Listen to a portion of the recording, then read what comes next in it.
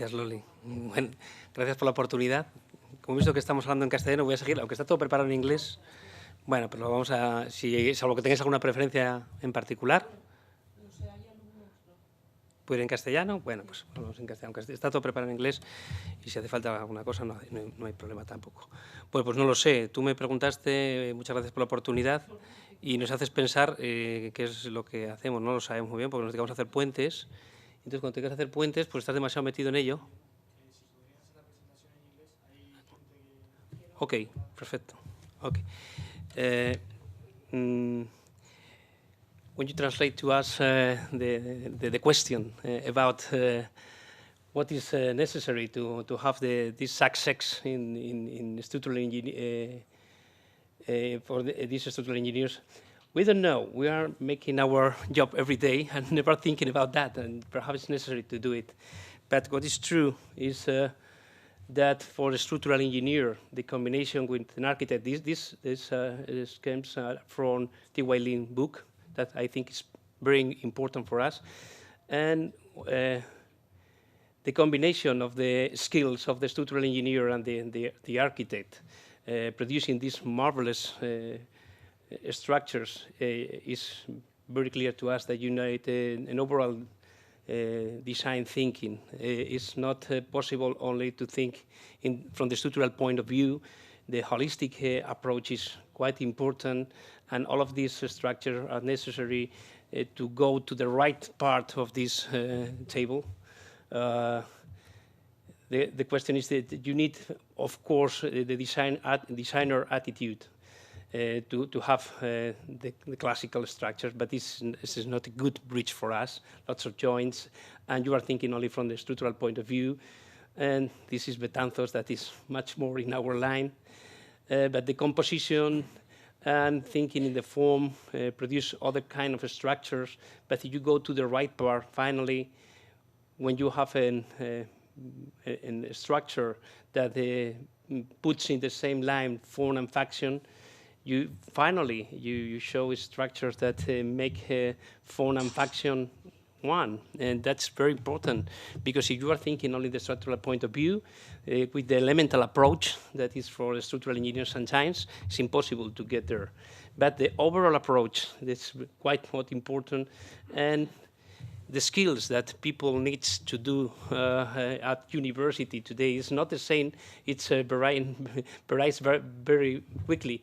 For example, in 2015, it's not the same that are asking for the new generations of structural engineers. And for if you are at university, the World Education Forum is it's very important, the complex problem solving.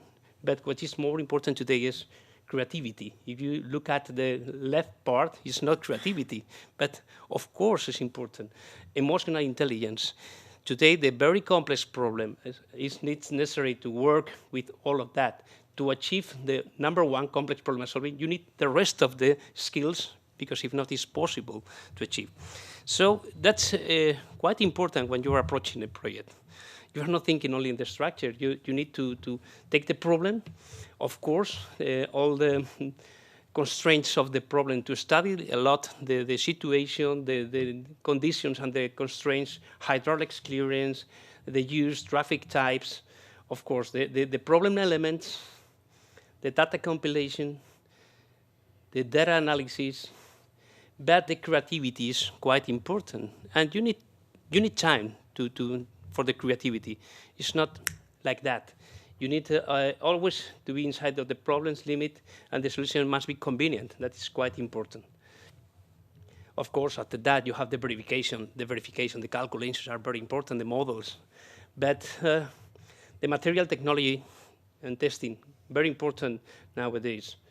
The geometrical models, all making use of the computation models and the new parametric, the BIM is very important, and the workshop drawings. The drawings are quite important, the 3D models, of course, but the perfect definition to build a bridge. If not, it's impossible.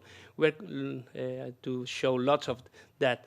If you put all together, you mix all of these things, you have the solution, of course, and I don't know why it's the final result is like that. But for me, it's pretty clear that you need to observe the history of the theory of structures. That is pretty important. You need to learn from the great engineers that push structural engineering by building structures that show how to pass from theory to materiality, from conceptual design to real structures. So what we used to observe to our students is most of the time has no idea, and they have never heard about Maillard, Nervi, Schleich, Freyssinet, or other important names or talented engineers that make significant contributions and build bridges and structures with a great repercussion in the design and the construction technology.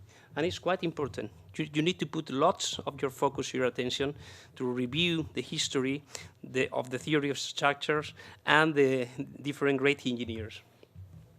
So it's because of that, with your question, Lolly, that we are going to speak to a review of some of this, because I think that is in the fulcrum of the success. You need to have all of this stuff in your brain in order to mix with your sound knowledge, of course, in the strength of materials and your personal record, in order to produce new designs that are gathering all of that and becoming the new creative and innovative design. Of course, Eduardo Torroja is one of the most brilliant engineers showing something like that. And all of us knew these structures, but after a lot of years, we are surprised every day with this image. It's totally surprising, the likeness of this structure. Hein Isler, for example, of course, Candela, or Hudson, with lots of problems in the Sydney Opera House because it's one step beyond, and of course needs the collaboration of Arab to make a successful roof for the Sydney Opera. Or Freyotto with the innovation in the textile structures in Munich, collaborating with Georg Schleich, of course, that is one of the masters. But reviewing the structures of these masters of the engineering, structural engineering, is quite important. It's important for you to have all the knowledge of this, because it's difficult to have innovation and creative if you have no idea about the past. It's because of that I put here a timeline with the main milestones of the structural engineering. From the very beginning, this important history. I remember Juan José Arenas speaking, okay, I visit when I was a student in Madrid to Rafael Moneo. And the more surprising question for me was that all of the studio is plenty of history books. And I realized I need to improve knowing the history, to try to know the technology and the materials that are very important when you are approaching a project. So this timeline, of course, is very well known, and you can go to the Wikipedia and you have all the information, but sometimes it's necessary to review. Of course, we are making use nowadays of the Roman arcs, so to review the ancient and Roman time is quite important for us. And some of these structures, like the Pantheon, are very well known, or Hagia Sophia, and the Roman bridges that are so important. And Alcantara is, of course, one of the paradigms of these structures. And we review this structure every day. I have this in one of my computers, like the image for the background. Of course, in the rest of the world, there are lots of improving, and in the Middle Ages, we are repeating the classical arcs, like a very, you can rely on these kind of structures because of the durability and the structural mechanism. But after this bridges, we have the new materials, and we start with the first iron bridges and with the revolution of the materials. And very important engineers like Brunel, and it's for us very important to review the bridges that are innovative and creative, from Gustav Eiffel, of course, on Rizal, and of course in the concrete period when they are starting with Maillard. that is one of the most important engineers for us because of the graphical static methods and because you are finally understanding with a modern strength of materials how it's working, and you are capable to start to think that the form and function are the same thing, and producing something like that, that in fact for structural engineers very easy to understand. And after that we had with phrasing it, and again Torroja and Nervi, and all of these structures that the marvelous past are starting with the new era of suspension bridges, and with the long span bridges in the 20th century with Amman, and with other very interesting engineers from Freyotto, an architect, or Schleich again, Isozaki, Strassky, Villoger. All of these names, for lots of my students, they have no idea about it. I'm very surprised because it's so amazing to review this, but they pretend to be innovative and creative only because they are attending the classes, and I have passed my exam in strength of materials. That's not enough. You need to do more. Of course, for us, Juan José Arenas is one of the engineers that try to keep on in the same line. And for us, is adding other approach that for engineer, for a young engineer, of course, it's very important education in physics, mathematics, structures, of course, but at the same time, the education in poetry, architecture, and design is almost more important. And, you know, to mix the rigor and sensitivity. So we have our pyramid with the ethics, statics, and aesthetics that Juan José Arenas is defending during his career.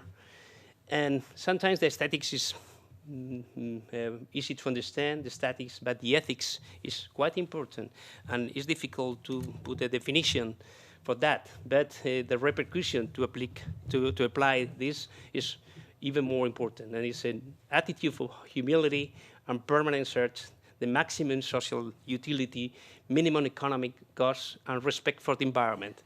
All is very common today. Everybody is speaking all the time about that, but you need to put this in your structures, because the other element that is necessary is the emotion. You have here the ethics, statics, aesthetics, but the emotion is quite important. And nowadays, all of these elements are fundamental to try to achieve innovative and creative structures, in our opinion. So now I'm going to try to put some of these examples. We have no idea if we are doing something like that. Only I have a question from Loli, and I'm trying to to answer to that.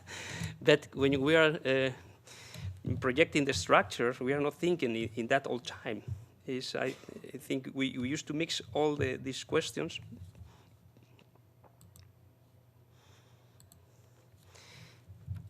And finally, we have structures that form and function are one, the ethics, the aesthetics, and even the emotion, because that's not the classical problem that you have a bridge to cross to go to the opera and to cry. That's not the question.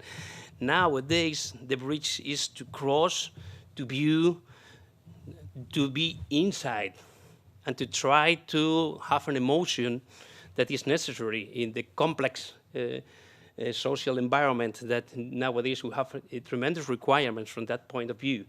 And I remember designing this with Juan José Arenas, and I want the people that stay at the bridge, not cross the bridge, stay at the bridge, and to observe the environment, and the special atmosphere inside is quite important. Here is in Santander, in our city, that is the technological and scientific park in Santander. That's other example of that. And the drawings, so important, the drawings to have a very precise definition of the questions. With Mr. Arenas, you need to put all, all the phone work, how it's going to be done, the phone work, and even all the puzzle that you have like a facade with all the elements that is going to be in the phone work and all the auxiliary elements if you finally you have this kind of execution. So in fact, the bridge is very, it's not a challenge for us because from the structural point of view, it's not a long span. But it's not important, but you need to put the motion here too. You need to put lots of things inside. What is true is that all the structure I'm showing today, we are doing from the conceptual design at the very beginning to the final on-site verification. We used to try to be involved during all the process to try that our drawings and our design is so precise and in our concepts. Okay, that's bridge. And in footbridges, that sometimes you have more opportunities to make different typologies and different kind of structures. This is in Santander too. That's a footbridge in Raus. It's a pedestrian but a cycle path too. We have lots of constraints here because we have a railway line, we have the motorway. So finally, we make it to be a continuous bin. That is very simple from the structural point of view. Here, the challenge is not from the structural point of view, of course. But all the details and the construction has lots of problems. We try to put this special element, singular element, in the middle of between the railway line and the motorway, and to design the elements in a 3D, of course, but with all the precise elements. Finally, you have this result. That for us is very amazing to finally have the elements exactly as you can see, the concrete and the steel elements that are confluent in the same vertex. The rest of the elements is here, and it's very simple element, but the final result for us is very nice, and people enjoying the structure, the emotion again, and even the lighting. We don't have to lots of lamps and very complex illumination. In fact, it's LEDs all over the footbridge, and the final result is from outside. You have not too much atmospheric contamination, but you have enough lighting inside. And we used to put lots of time designing the lighting of our structures. La Kaaba in Logroño, another footbridge, so previously with the glass facade, trying to have this protective sensation inside of the structure, so you are not over the structure, you are inside of the structure when you are crossing over the motorway, so you have this protective sensation that you are safe inside of the structure, and that's quite important because in the motorway, the cars are incredible speed. In construction, very simple. We design the lightings and the special piers that, again, is not concerning with a structural challenge. Not here, but it's even more difficult, like George used to say.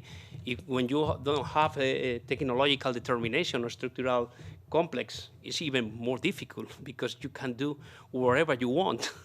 You need to make decisions, lots of decisions, and try to put the structure that is in the place, the correct structure. Another footbridge in Zaragoza, in Delicias, from the high-speed railway line station of Delicias to the other part, to the next to the river Ebro. That's a suspension bridge, footbridge, very simple, but with asymmetrical mast in steel.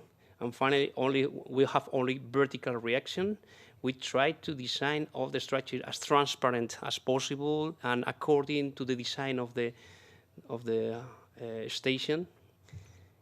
And finally, we are confident that we achieve that. That's in Oviedo.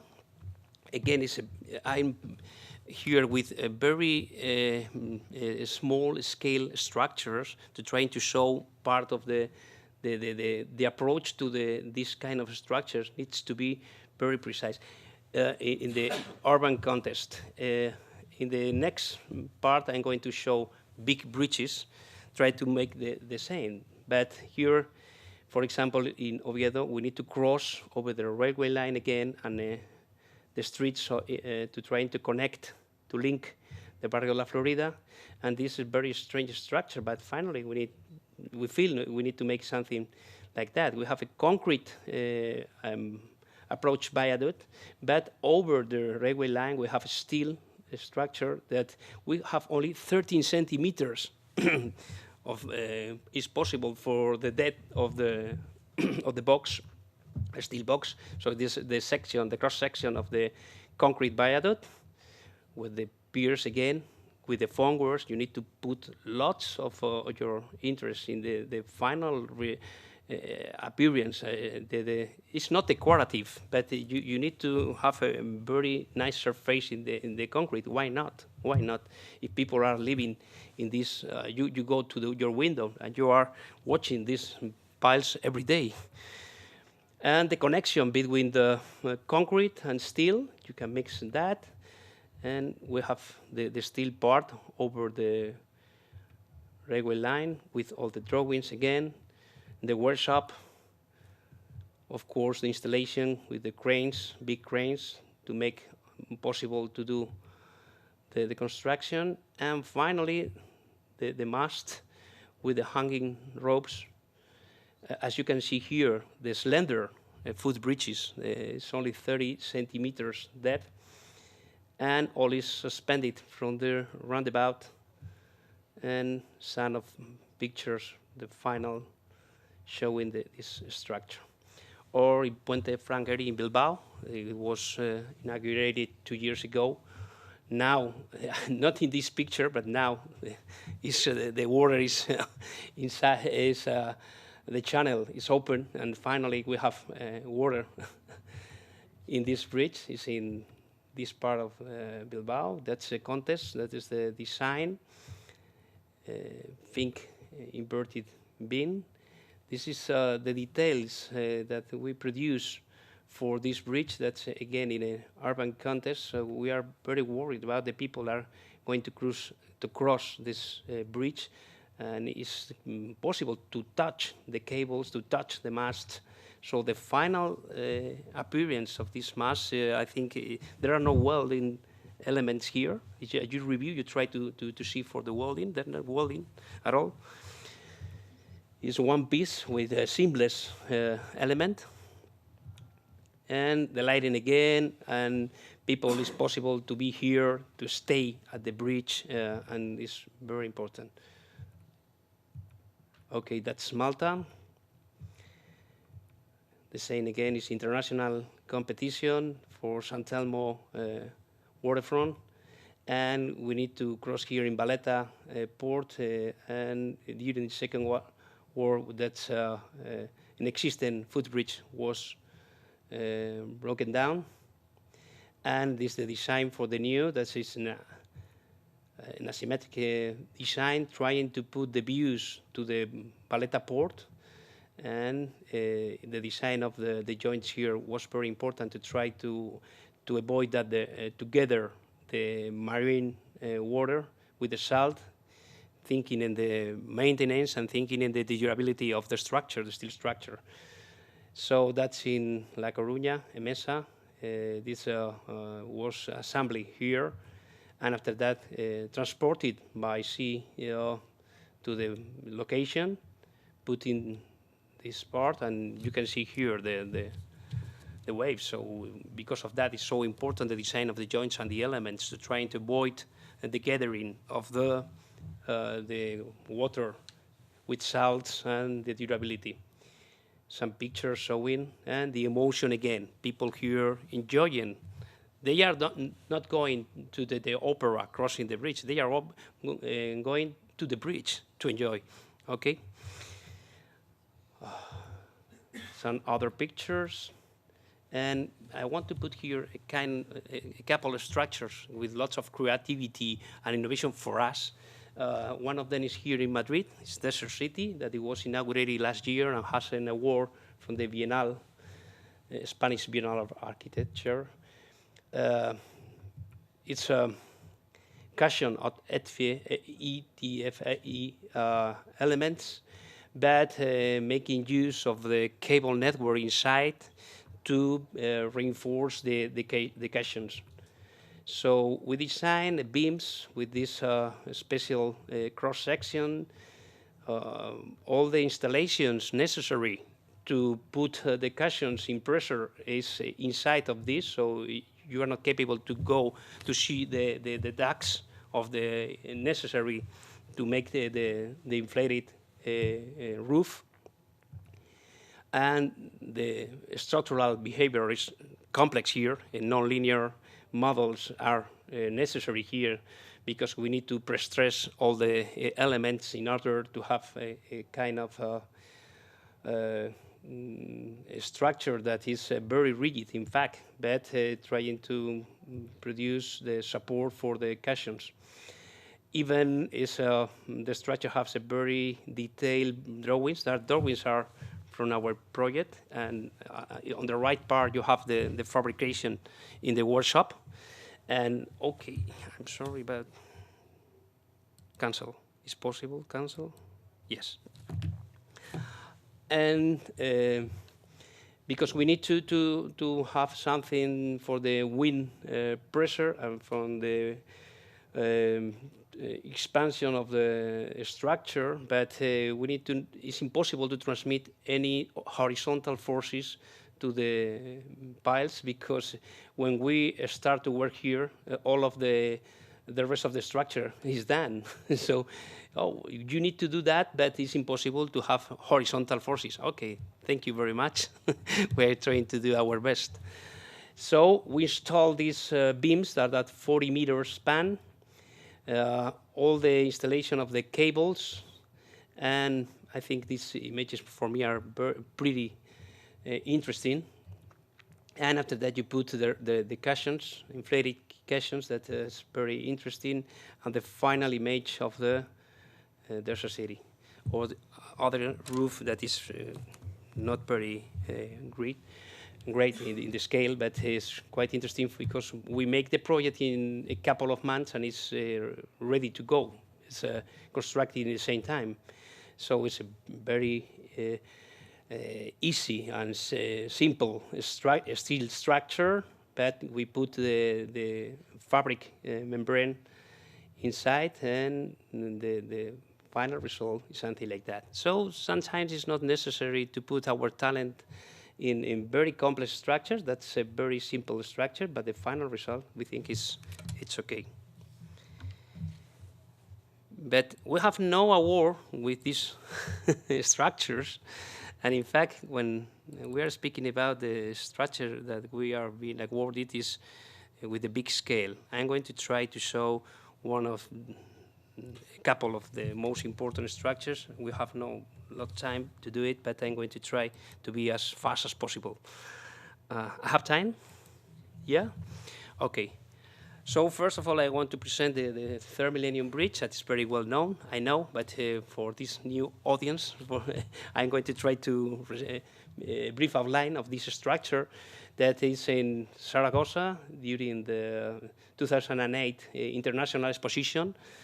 And it's in a very complex situation, location from the hydraulics point of view. So we need, as you can see in the left corner, so we need to put our structure here, and in the Ebro River is very complex, in fact. And to do that, this is the international exposition. To do that, we have the history here. Most of the bridges in Zaragoza are arch bridges. and historical bridges, some of them, and we need to cross the river in that point. We have the flood level is very high, so it's difficult. We need some structure that is over the deck. It's pretty clear for us, but the span, in fact, is forbidden to put piles inside of the river. So some of the alternatives, like a classical beam bridge, is not possible here. The cable stay alternative is possible, but is expensive than the arc or bowstring alternative, and we prefer something like that. And what is the concept in that? Why we are choosing something like that? Perhaps the confidence on the arc mechanism, the line of thrust. Everybody knows the classical pressure line and for something like that, because you can do it with by yourself. The funicular behavior is very well known, and the antifunicular behavior is the same. So when we try to make an arc, we have not the correct pressure line, so you have eccentricity, and you achieve finally bending moments that are not, we don't want these bending moments. We prefer working like in the desert city, that only is not necessarily the flexural ridge, so the null bending moment is where we are searching for. That's very basic, only axial stiffness necessary. And of course, Magyar has lots of examples and something like that, and we know very precise and very elegant viaducts from Christian men. And the difference with the classical arc, like this from Magyar and men, and the bowstring is we need a tight element. We need another element to tie the arc and to have the tensions in the deck. So the relation between the compression and tension here are quite important, but one of the most important arcs, bowstring arcs, I think, is Barqueta. That was a previous training for Juan José Arenas, I think.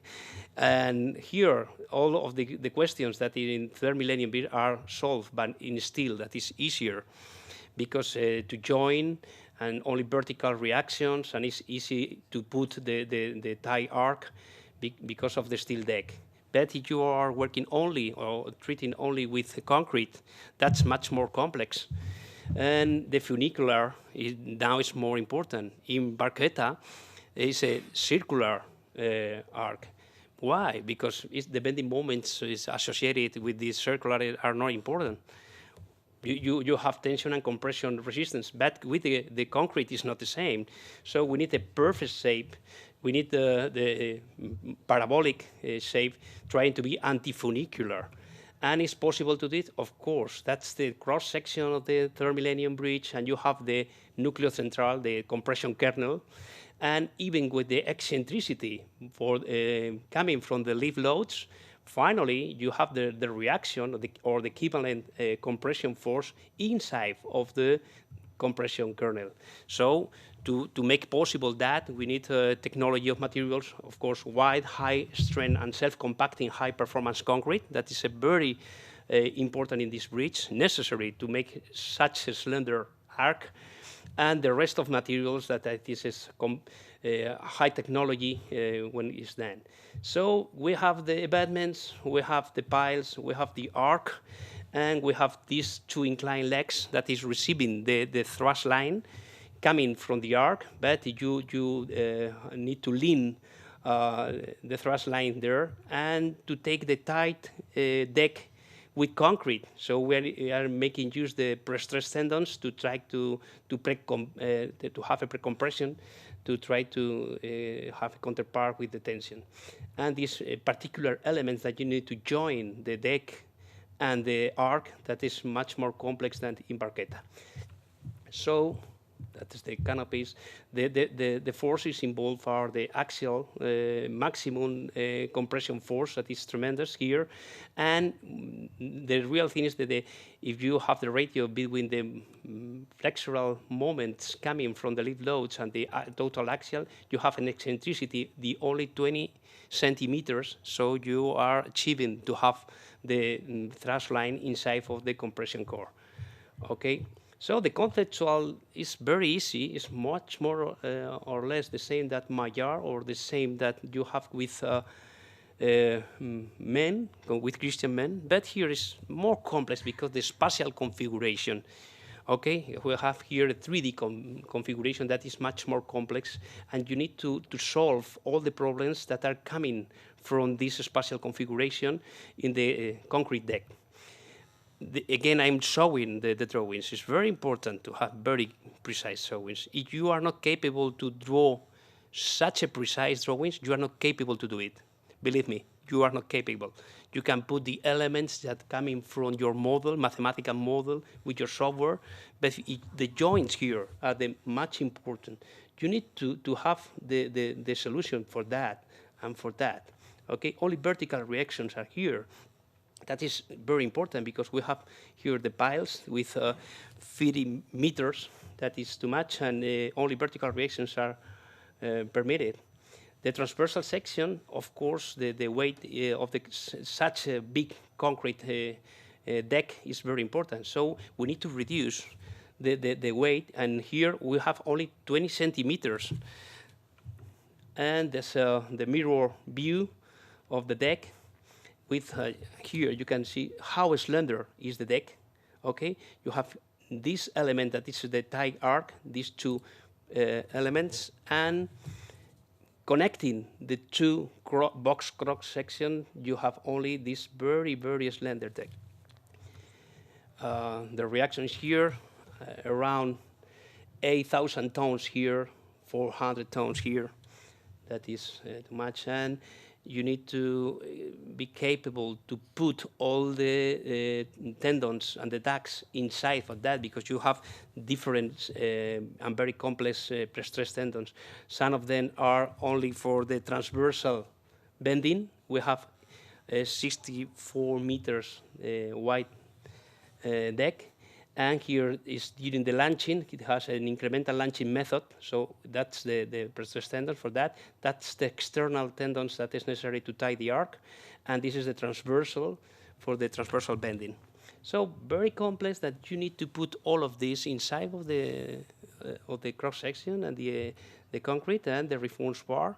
And as I told you, if you are not capable to detail that, you have no idea to do it. So from the very beginning, you need to try to understand the complex behavior from the structural point of view inside of the concrete. The arc is very easy, and with the hangers and the elements. The construction is an incremental launching method from one of the river sides. And finally, we put a classical scaffolding here. And over the scaffolding, we have a formwork. And the most important operation is the jacking in the crown. And the jacking on the crown, you have an elevation of 7 or 8 centimeters because of the jacking on the crown. And all the deck go upside. And this supports that are only provisional, you have to put the deck up. So that's the dimensions of the problem and the challenge. This is a challenge. We have lots of models and wind tunnel tests, of course, in Canada, Western Ontario, Davenport Lab, and hydraulics, and lots of the material testing, and even if we are capable to make the different elements, that's the hanger. And this is the transversal pre-stressed tendons, and we make a mock-up, 1:1 scale, and try to reproduce if we are capable to put the reforms bars inside, and if the concrete pouring is going to be done successfully. And here the construction, okay, with the piles, all the elements here for this. This is the panels of the formwork and the pouring of the battlements, the detailed reinforcement in all the piles, the precast jar with the crane, and most of the deck is being done here. 21 meters elements here that is going to be launched over the river, and the reinforced parts and the decks. Here we are starting with the incremental latching part, and here some pictures showing the Ebro River and the launching. Of course, this guy is desperate, waiting for the flooding of the river. So it's not so easy. It's because of this incremental launching method that we can work in the precast jar outside of the problems of the river. And finally, we have the deck. We put the triangular connection elements, the scaffolding, the foamware. Here you can see the stress tendons in the triangular, because here is coming the axial forces coming from the arc in every inclined leg. And that's the concrete of the arc and the installation of the cables, and the most terrifying task, that is the opening of the crown of the bridge with 6 jacks of 3,000 every jack. And finally, this operation was very successful. We put that and the final crown, and just the rest is the canopies. The galleries are very important, the lighting, and some views of the final result that we are very... we have lots of our work because of that. Not the other structures, but this is a real challenge. And all the bridge is a seamless structure. It's a white, self-compacting, high-performance concrete, but it's one piece. There are no junctions, only during construction, and it's like barchetta, but in a big scale, a great challenge. Here, the people involved, this contractor was Tragados. Thank you very much for the execution. Arenas and Associates, that is in the conception, tender, and detail design. And SERS, that is our local partner for the control and supervision. I have time, or it's okay? I have the final 10 minutes, or? Yeah? Is possible? Yeah? Okay. I'm going to try to... I'm sorry.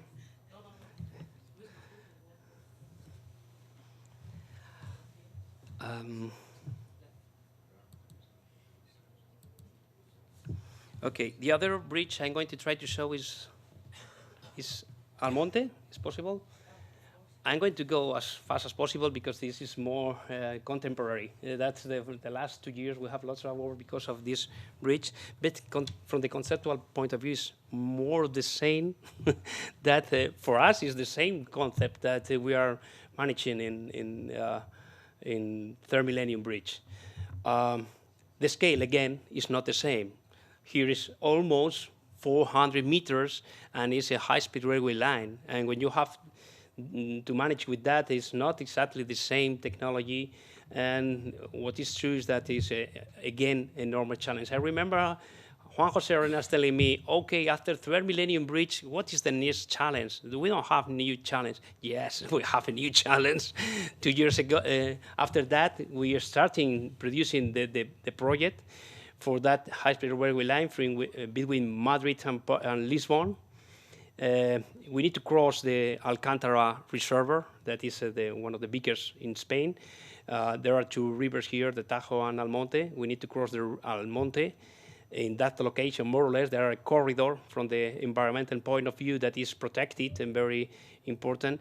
In the original and previous design was more than 420 meters, but I prefer to have a cross here because of the foundations. I'm pretty much confident with that this original location, that here is the span of the arc is even bigger. And it's the same, 400, 380 meters, but okay, I prefer to put something in that location. The loads are quite different here. It's not the same through Millennium. Bigger loads, dynamic effects, bigger horizontal loads, and of course the functional requirements are pretty tough here. Smaller admissible deformation, vibration, track structure interaction. So in the alternatives, we put all possible alternatives, but again, we are confident and we are comfortable if we are making use of the arc. We have, in fact, a beam with, here is 100 meters to the reservoir. So for us, that, okay, I have a beam with 100 meter depth. Okay, I'm confident about that. And thinking in maintenance, what is happening if you need to replace one of the cable stays? Is going to stop the high-speed railway line? Is possible that? Oh, it's not possible. Okay, I prefer something like that. It's a classical viaduct from the Spanish highway railway lines that is only 45 meters span. That is possible to do it, but movable scaffolding. And I'm going to repeat the same over the reservoir, only I'm going to put here my arc, that is a concrete arc. There are previous experience with Contreras viaduct from Carlos Fernández Casado, very successful, and the construction method is pretty similar to that. We are copying that, why not? It's successful, we're going to copy that. So when we have the challenge, it's 400 meters, almost 400 meters, but we need to deal with the wind loads. We have here problems with nonlinear structural behavior, durability, maintenance issues, and the final design is something like that. So for us, the chosen arc is the most economical in terms of construction cost. There are previous experience, so we have more or less the cost. The deck is a standard, and it can be erected using conventional overhead cast in situ movable scaffolding system. The design is almost the most appropriate from the durability point of view. It's concrete, and we are very confident. It's high strength and self-compact concrete again. The good behavior under dynamic effects, and the bridge type is also more environmentally friendly. So the final design is something like that. Again, we repeat, very precise drawings is necessary to make possible this. Again, we have an spatial arc. It's not in a vertical plane. You need to take into account the transversal deformation because of the wind and because of the railway lift loads.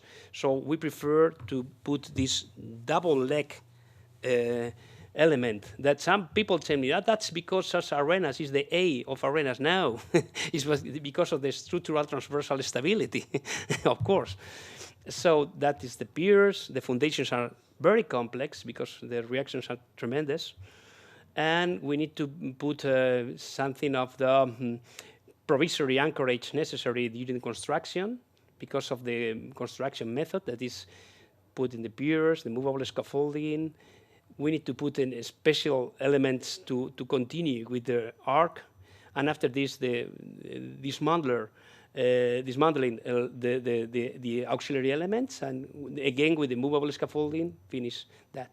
Well, that's the same in 3D. I put these images because it was done during the project, but finally it's during construction. And I always insist on if you have all previous in the project, finally you achieve something pretty similar. Okay, the structural analysis is very complex. I have no time to explain here, but we have very complex models, of course, with all the stages on the final model for the living loads. This structural analysis, the more important part, again, is the geometry of the arc. The geometry of the arc is more complex here because it's not the parabolic shape like in third Millennium bridge, that the weight of the bridge is so important. Here, the lift loads are very important, and the ratio between lift loads and cell wave is not the same. So when you have dynamic effects, finally, that's not it's not too easy to achieve the antifunicular shape. So we make models with dynamic effects to see the amplification of the deformations, and again with the compression core, the kernel where is inside of this kernel is necessary to have the final reaction in order to avoid the cracking. So we have only compressions in the transversal section. So with the dynamics calculation, we make the core in all the sections. We're representing here is the kernel, the compression kernel, and this is for a static point of view. Is very easy to put inside the tensions and compressions, but this is the amplification with dynamics behavior.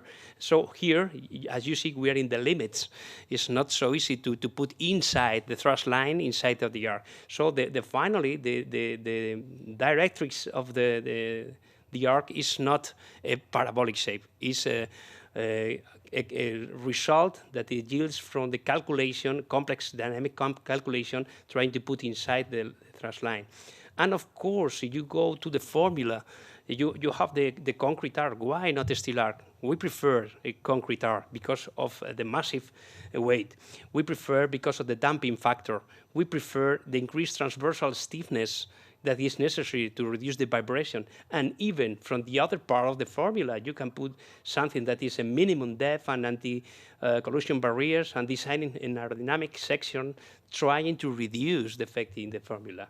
And of course, to do that, the nonlinear analysis is very complex. Here, I think, I don't know if it's possible to see the dynamic calculations and deformation, and you need to take into account during design.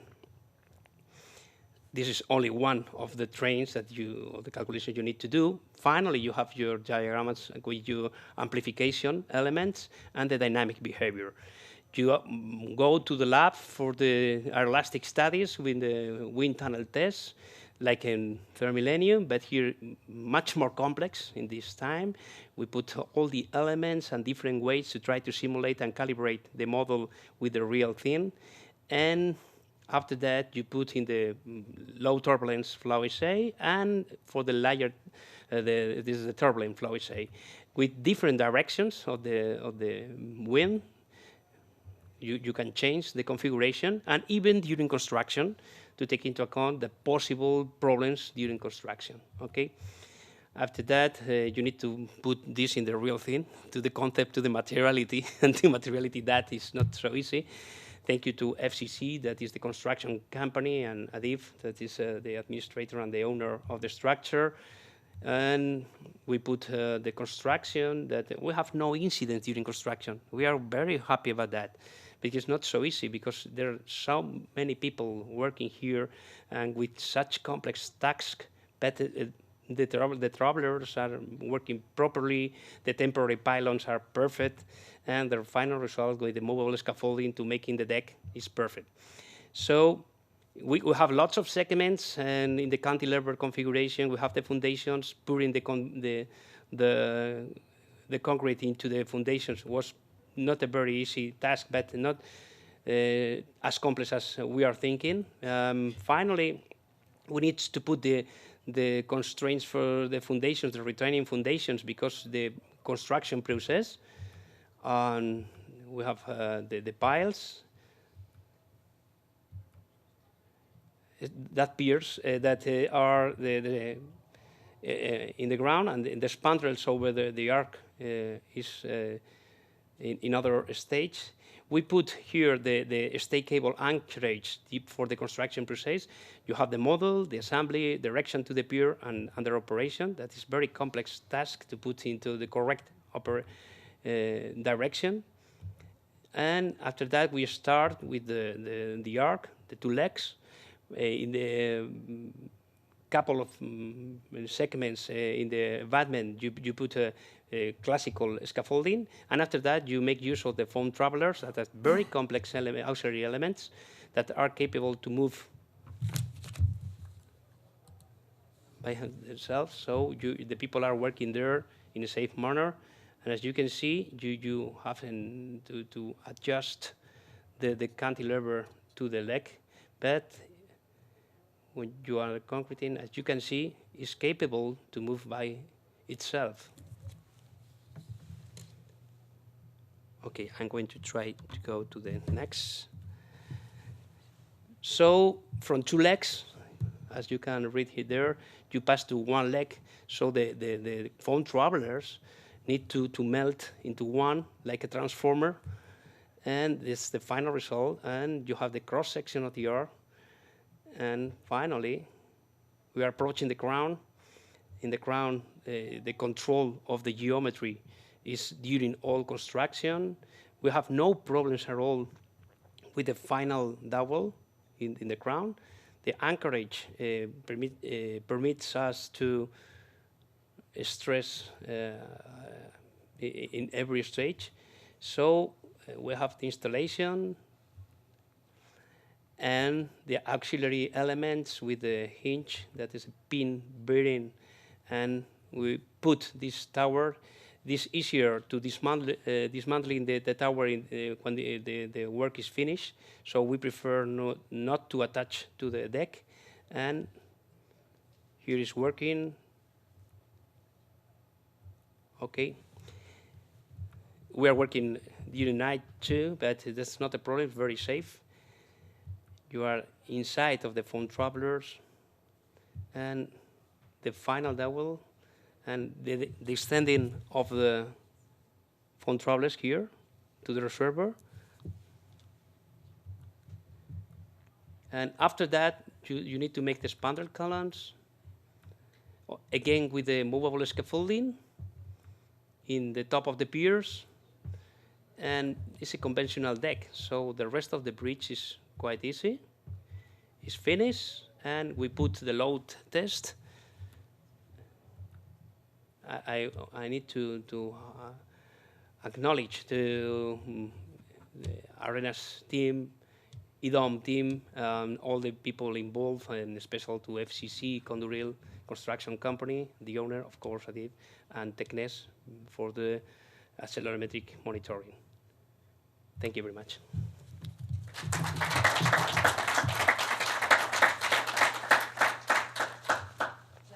I have appreciate very much your comments about the construction companies, because it is clear that the construction company needed you, and only due to your collaboration they were able to work, but you need them, and well, it was clearly commented by both of you during the presentations. And my thought now is just dealing with the need to maintain and recycle the existing bridges and the existing structures. So in the case of the Rande Bridge, it was due to the fact that we need to accommodate to new traffic needs. But as you know, thinking about this summer, we were suffering some problems during the summer and even after, not only in bridges, also in port and in buildings and their rehabilitation. So I am very interested in this circular economy, but in this case it's not just to destroy the bridge and to make small pieces in order to recycle the concrete, but to recycle the bridge. And so the question is that most of you have presented a lot of very interesting incredible projects, but most of the students now in the future have to work in to recycle. I mean to have a deep view on what is happening in the bridge, if the bridge is okay or not, and in some cases because the bridge need to be accommodated to new needs. But even if there are not a new need, we need to maintain and to tell to the society that the risk level and the safety is enough in a bridge the 40, 30, 50 years. So I am very interested in this comment.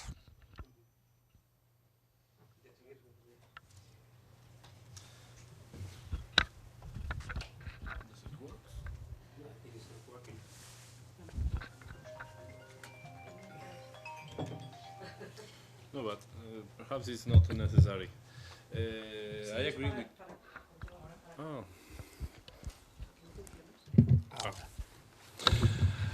I agree with you.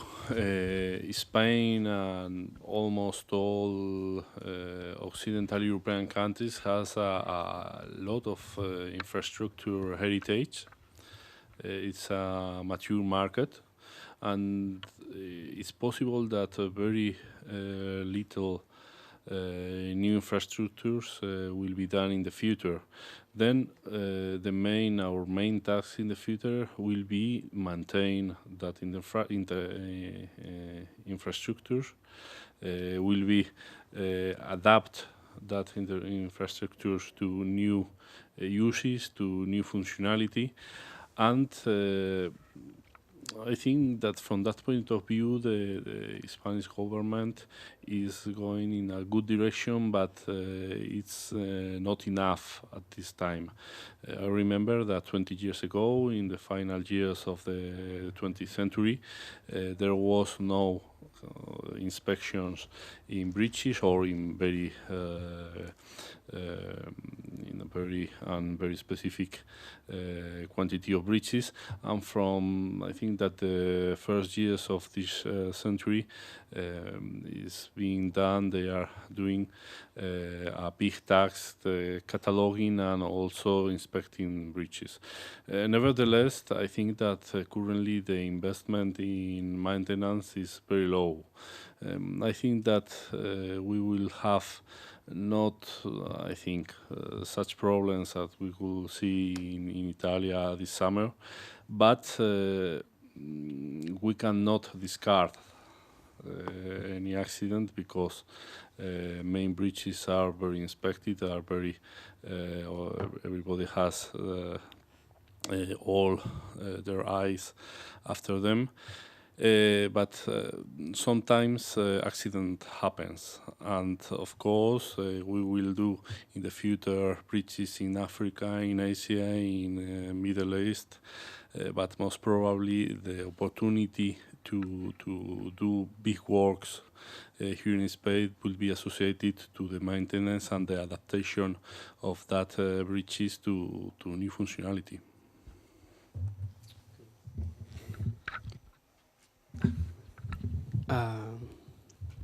I agree with the comments, but what is true, I try to think about the bridges all over the world. It's going to be lots of opportunities. We are working in South America. Last week, we are winner in a contest in Peru for a 600-meter span suspension bridge. We need a new challenge. And Chilena Bridge that we was finished a couple of years ago, a new Basque bridge that we are making in Barranquilla, Paseo del Bajo in Argentina. There are lots of opportunities all over the world, and or Stormstone in Denmark. But what is true is that we need to think in our designs. As you see, we used to try to put the steel when it's necessary steel, if it's possible concrete, go for concrete, the maintenance.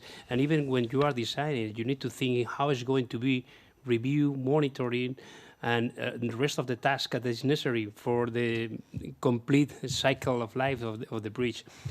Most of these bridges are in this line. Even 10 years ago, we started with a new company that is only for the maintenance, and even in the university, we have an observatory of our bridges. We are making every year how old is the bridge? Is 20 years or 50 years? Perhaps it's not the correct way to do it. We are expecting always that the government needs to rule for that. But we are engineers. We are worried about our bridges. We need to put our best in that. And from another point of view, even I am trying to encourage the new students and the new structural engineers for the maintenance, for the rehabilitation. You are showing enormous feedback from that. Even the structural engineers that need to do that are even better, that it's easier to make something new. But the real problem is when you need to be rehabilitation. And you have lots of problems. You have no drawings. You need lots of creativity and innovation to do that. Okay, and in our experience, when you are coming from that, in the next project, you have incredible savvy to do that. So I think that the future is amazing. It's not true that the future all is done. there are incredible number of opportunities all over the world. So go for that because lots to do. Okay. Any additional question? At first, thanks for the presentation for both of them. And I join into the other question for the new materials, for the new geometry that, for example, you say plastic material or new alation of steel, and the new ways to methodology of construction. Like nowadays, some company try to print the concrete, print the steel. What do you think about that kind of new methodology or way to construction things? Oh, I think a couple of months ago there are digital bridges that is from Bridge Magazine, and I have an interview that speaking about that. And it's nice to have a 3D printer. I have a 3D printer, an amazing elements. But what is true is that the technology associated to that is very new. Most of the challenges we are in these bridges are impossible, are very away from the real thing. And we are making use of the parametric models and the software and the 3D printers. We have our 3D models. And we are making use of these technologies in every day, making the projects, making the designs, but putting that in the real thing, I think it's very early to make use of that at this moment. Of course, the future is there and it's going to be in that direction. But nowadays, I think it's very useful for us during design process. It's very important to have a 3D printer for all that details, and the scale is very important. But the real thing is that we are not thinking in that to make our bridges. It's a very singular and a very rare bridge, perhaps, but it's impossible to have a 400-meter bridge with this kind of technology nowadays. Well, I think that you are questioning two things. Regarding the digital tools that we use, I think that are very useful tools, but are tools. Okay, we are not to do better bridge design due to the use of the tools. The conceptual design, the way in which the structure functions is the same now and 100 years ago. But we have a lot of tools currently, digital processing, 3D printing, parametric processes that allow us to do all that designs in a more accuracy way and overall faster. Okay, from the point of view of new materials, in infrastructures and mainly in bridges, we have a great enemy that is the price. Currently, we could do bridges with composite beams, composite that not a composite bridge, with fiber reinforces elements. We could do stainless steel structures and so on. But currently, it's a fact that concrete is the most cheap way to do a bridge. Sometimes with concrete is not possible to use due to several facts or reasons. You can use steel, and you don't have enough economic materials to work. I'm sure that if composites or structural steels will be more affordable, it will be used for sure. But the great enemy in our bridges to do in a common way is the price.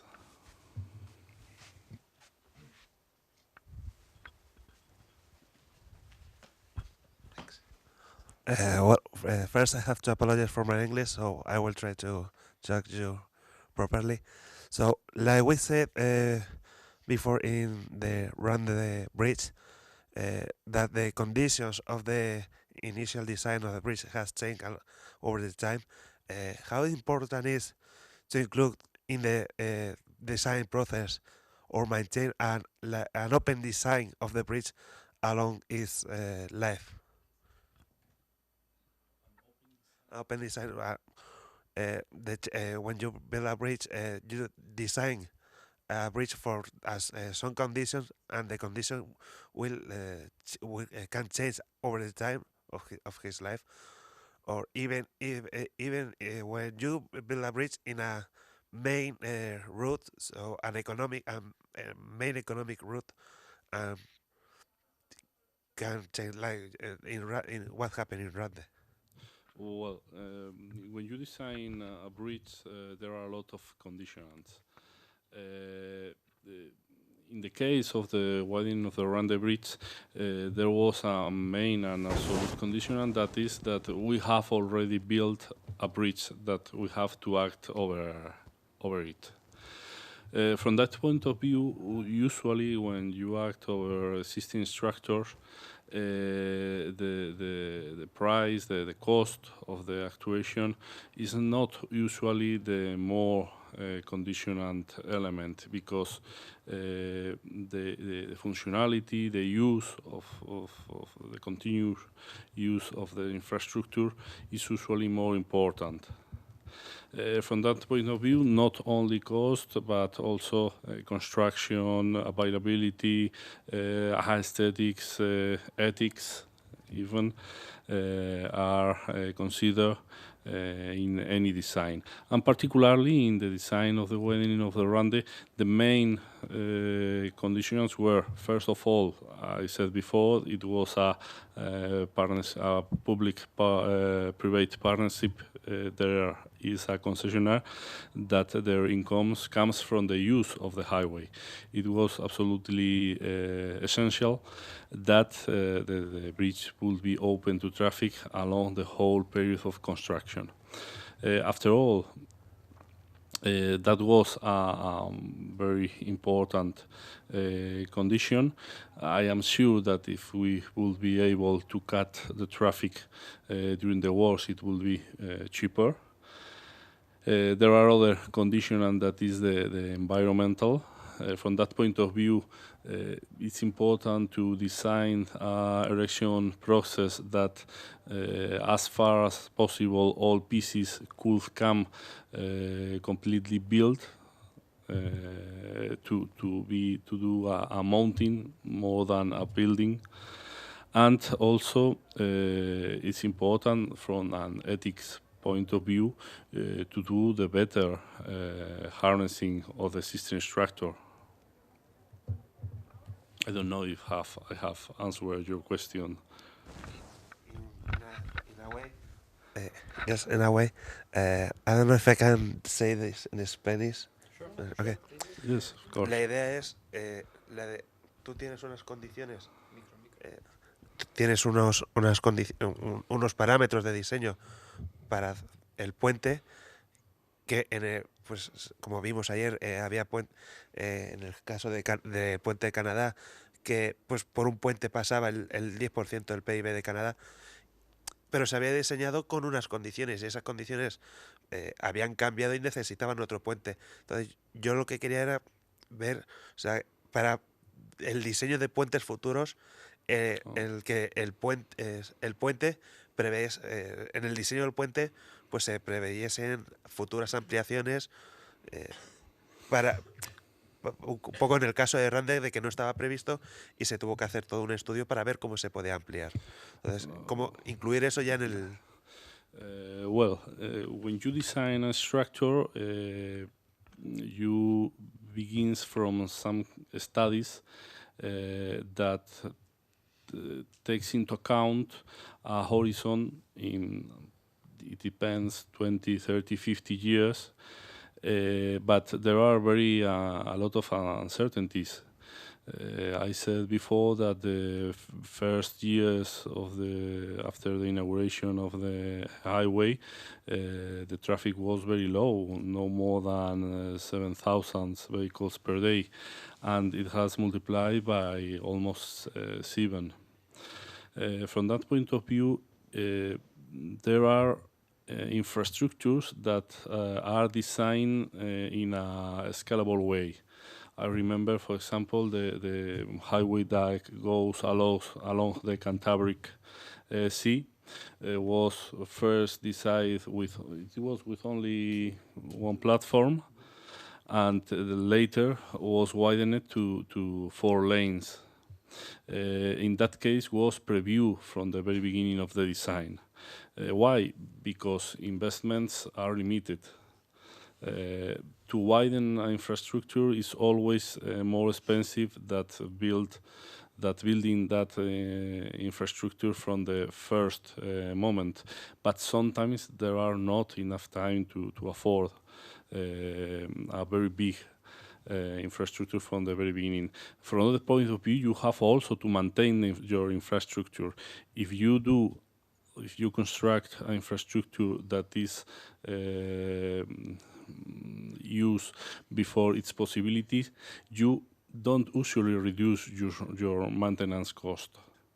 So it's important to consider from a strategic point of view how you have to do the future life of your infrastructure. From that point of view, it's true that usually is not domain is not considered by structural engineers, but planning engineers from the administrations. Thank you. We'll take one more question.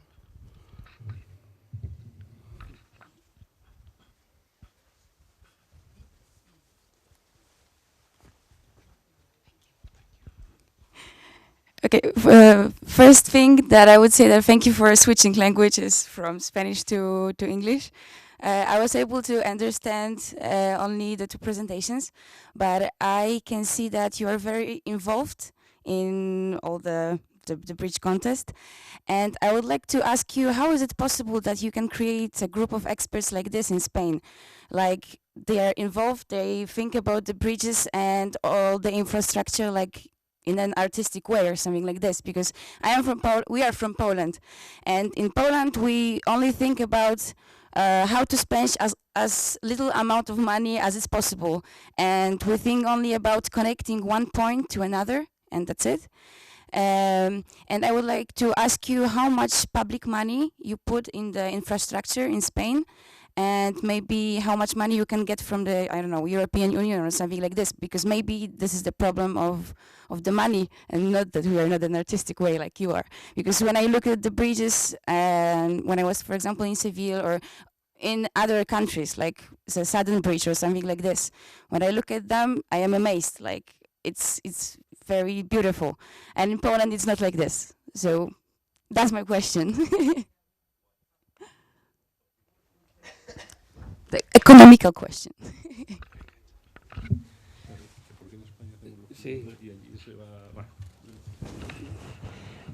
Yeah. Don't know. Lolly asked me why I didn't. I don't know. We are making that the last 50 years. Perhaps the question is something that you are pointing to, because most of the Spanish bridge builders are professors. They are professors, and they are taking all of the feedback and knowledge, and they are inspiring us. When I'm a student, my professor was Mr. Arenas. And for you, Alvaro, I suppose it's the same. Here in Madrid's school, at this university, it's incredible, the engineers that are teaching. They are not only academic professors. They are people that are in touch with the real construction. And it's true that the Spanish construction companies like FCC, Dragados, Acciona, incredible, the staff and the people working there. And most of that of them finally are teaching here, or in Santander, or in Barcelona. So you feel this approach from the very beginning when you are studying, from the very beginning. I remember in the first course at university, at the school, and Mr. Arenas was speaking about the history of bridges. History of bridges. You go to Peru, you go to Colombia, nobody knows about history of bridges. And working at the studio, sometimes you feel that it's more, you are speaking more like an architect. Why? I don't know why. I'm an engineer myself, but I think the approach is why I try to explain why you need to be involved in poetry, you need to be involved in architecture, you need to be involved in the culture nowadays. So I think it's because of that, because we are not thinking in other things. And from the economic point of view, even we don't have much money than in US, or we have much money than in German. We have less reduced from the economic point of view. We have sometimes structures. For example, we are now in the design of a new footbridge in Salamanca over the Tormes, and the council, okay, you have less than 1 million for euros for this footbridge, but we have 5 meters footbridge, we have 100 meters span, and okay, the magic. I don't know how, but you put your best. All of the designs we are showing today are, from the structural point of view, very correct. They are working properly. They are beams, arcs, cable stay bridges. If you are making a kind of stupid things with the structure, normally you have very expensive structures. And in fact, Spanish is not a very rich country. We have not too much money. And I think that's a very good thing. And even when we are going to work to Peru or to Africa, we are finishing now Transgambia Bridge. I think the total income in Gambia is $180 a year. Not a day, a year. So the resources are very limited, but we are accustomed to that. So the design of the approach is not something that you put in the bridges. It's from the very beginning. And I think we are very, very fortunate people because of the teachers that we have during the last 50 years in Santander, Madrid. That's the most important. And we need to try to encourage to the professionals, the people. I don't know, you are always thinking, I don't know, Martinez Calzón, Manterola, they are professors making bridges, or they are bridge designers going to the university. I don't know. But this mix is quite important.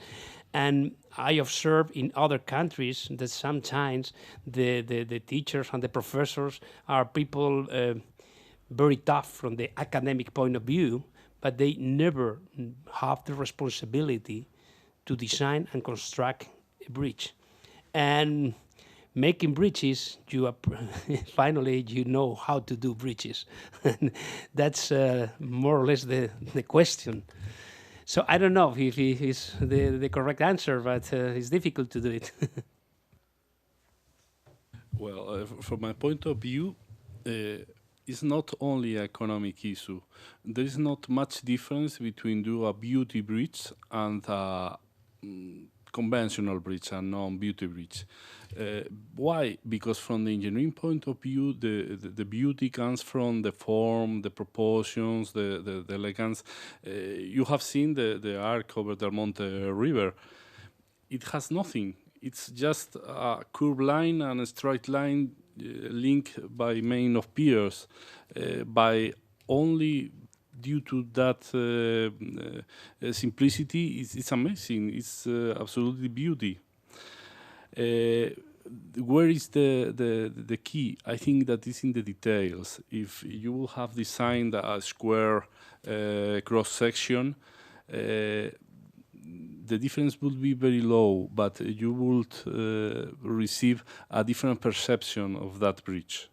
I have seen the cost of the Almonte Bridge. It was 40 million euros. That's absolutely ridiculous. The widening of the Rande Bridge has been 65 million euros. Including the renovation of the existing bridge, are ridiculous. If you look in the papers, the renovations of bridges in the US are approximately $800 million, $1,000 million. Here in Spain, we are working for 1/10 of the cost. Are several reasons that implies that difference, but the point of view of the engineers in the design of bridges is usually linked to the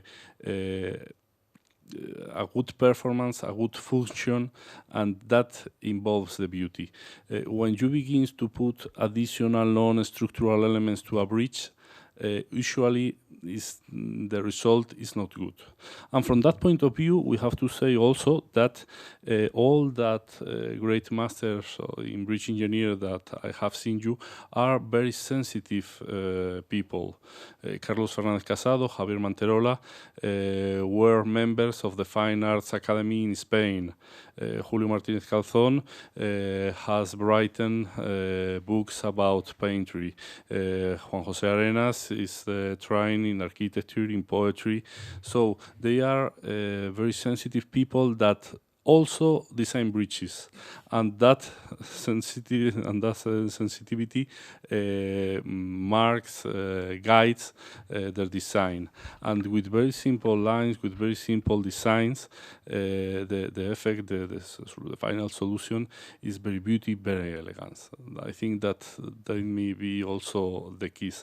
And I insist, the difference in cost between doing a very beauty bridge and effective and a bad bridge are not very much.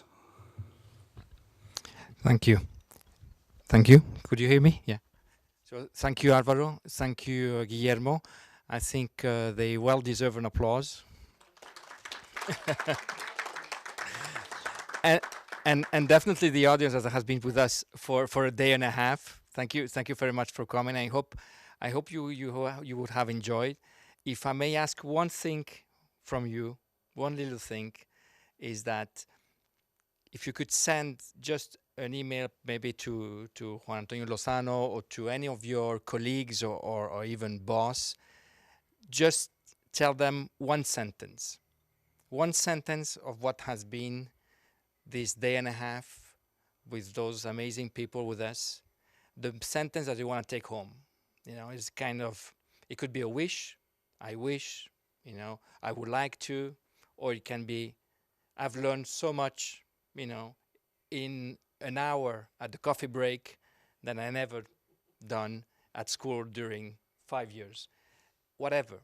Something that really comes from you, really that you really think is important, that we would like to know, because we would like to get feedback from yourself as well, so that we can do those things better and better in following years. Okay? Thank you very much, and I think we'll go.